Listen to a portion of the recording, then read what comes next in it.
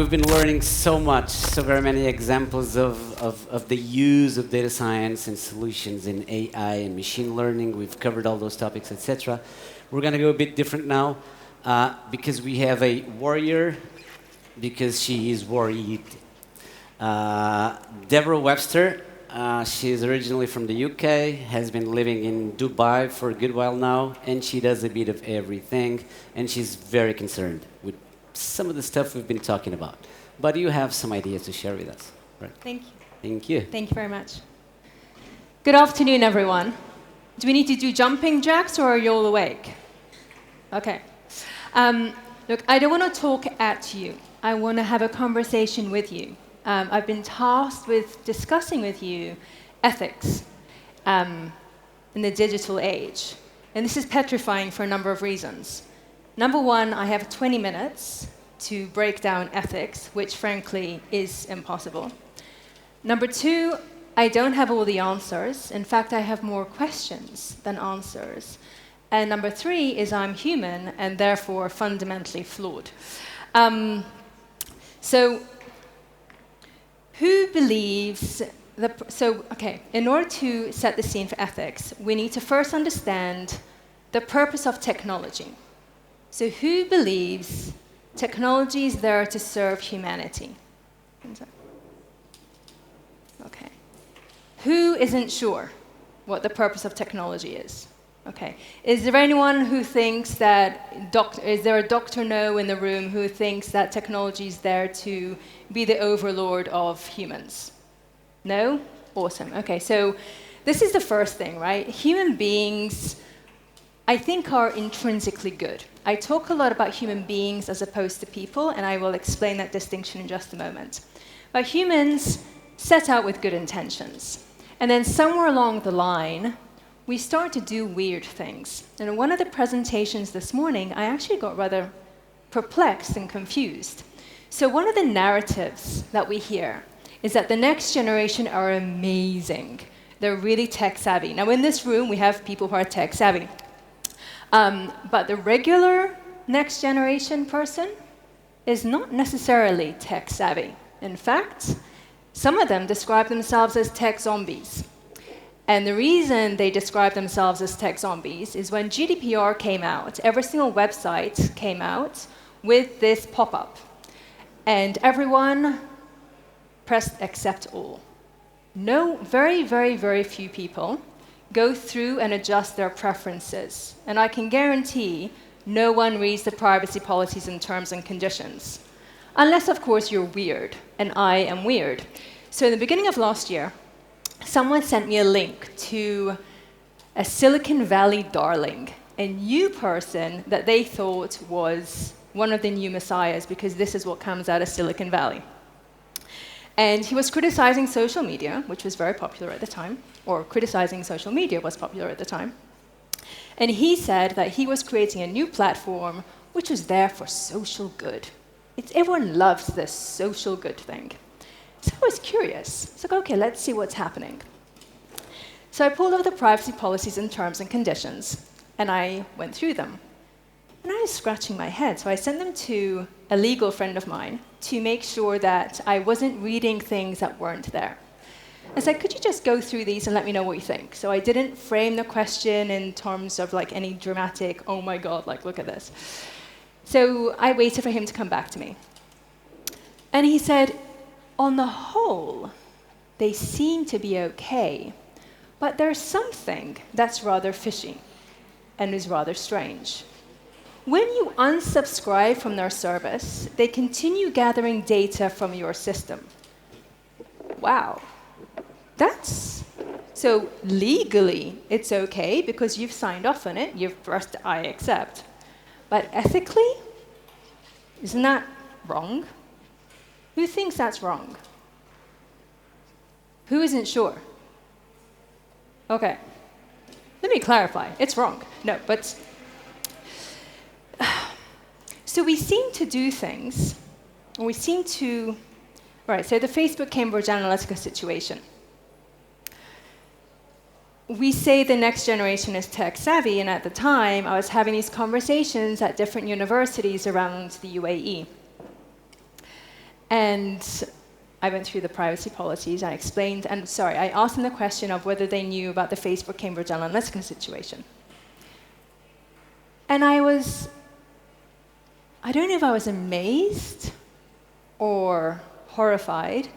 None of them knew about it. Next generation, they're tech savvy. So this is why the tech zombie thing came about, because I explained the privacy policies and terms and conditions. And this one young woman, after listening to a variety of case studies, was like, oh my God, we're not tech savvy, we're not tech zombies. But the narrative that we're programming the next generation with is that they are amazing. We also say that millennials and NextGens are different. They need purpose. Now, I'm 47 years old, and I'm beginning to feel ageism, okay? Now, I don't know about you, but from my experience and all the research I have done by interviewing hundreds of people, purpose is a human need. So I was at this conference organized by a very, very, very reputable institution. And so we kind of assume that if it's a reputable institution, then they have vetted their speakers. And this one particular session, there was a futurist. I love futurists. It's like Mystic Meg, right? It's like an astrologer. I mean, I don't understand it. But anyway, it's okay. So we had the futurist, and we had someone else who specializes in millennials. And she said this thing of the next, they're different, they need purpose. And so I put my hand up and I challenged her. Of course, in the meantime, I'm seeing someone in the audience, #millennials, they're different, they need purpose. And then this is how it becomes, part of what we assume is correct. So I put my hand up and I said, from my experience, I think that its purpose is a human need. The futurist spoke up. And she's like, yes, but this is the first time they're creating movements. Like what? Martin Luther King Jr., Emily Pankhurst, Gandhi, Mother Teresa, Muhammad, Buddha, Jesus. I think these are all movements, right? But apparently the next generation are different. Humans are humans. And I distinguish between humanity and people in large part because of something that my mother instilled in me, or something she used to say to me. She used to say to me, when I criticize you, I don't criticize you, but your behavior, because you're better than your behavior. And for me, it's this distinction between people and humanity, our behaviors and our potential. And so as I stand in this room with all of you who are data scientists and creating the AIs of tomorrow, I need to challenge you or plant a seed in your head to doubt the data that you're building these models on. Because I think a lot of the models are built on our behaviors and not necessarily on our potential. We need to question ourselves and hold ourselves back. Yes, we can create something, but should we? So for instance, we can map great leaders, we can map trajectory of careers against particular education, experience, etc. We could create an algorithm that tells fresh grads, these are the best companies for you and this is the job you should do. But it does beg the question as to what is the purpose of the human journey? Are we supposed to spoon-feed people and make decisions for them? Or are we supposed to help them make better decisions and become smarter and wiser?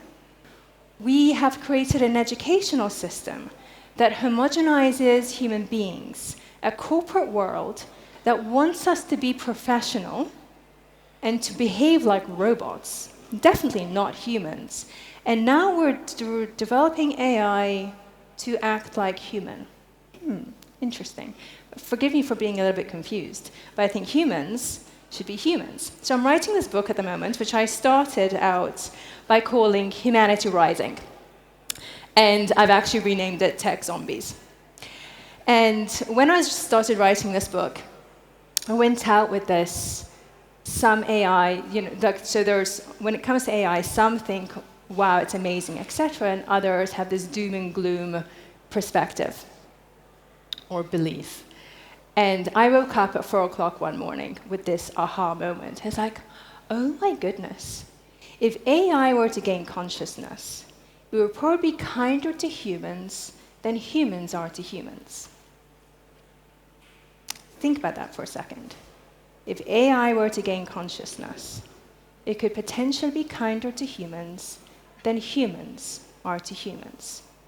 Because when you break it down, we can be very, very, very unkind to each other. When I was working in executive search, someone sent me a link to water poverty. And this wasn't about a child dying every 15 seconds from lack of clean water. It was a water privatization deal where the tariffs that were set were too high for the poor members of the community to afford. One of the unintended consequences was water being cut off for people who couldn't afford it. And what captured me was these girls that went to school and they were bullied and teased because they were dirty, that they couldn't wash. And so I did research into the company behind the deal. And they had this lovely website with this lovely purpose and this lovely mission and these lovely values, whatever. They also had the CSR button, CSR, corporate social responsibility.